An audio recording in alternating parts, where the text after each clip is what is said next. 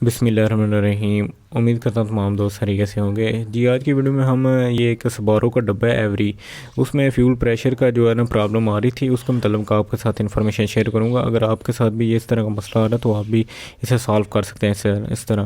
تو آپ نے فرسٹ آف آل ایسا کرنا ہے کہ ایک 3 وے والی ایک لے لینی ہے نیوزل، جو میں نے آپ کو دکھائی ہے اس ویڈیو میں، تو وہ آپ نے وہ استعمال کرنی ہے اس میں۔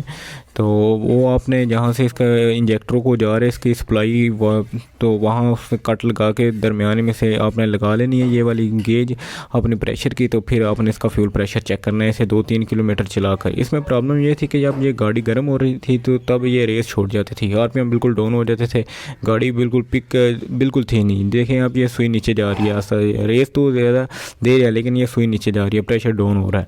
تو ویسے تو اس کا جب پریشر نارملی چیک کیا جاتا تھا تو تب تو اس کا پریشر جو آتا تھا 50-55 کے اراؤنڈ اس کا پریشر آتا تھا، ویسے پریشر اس کا ٹھیک تھا۔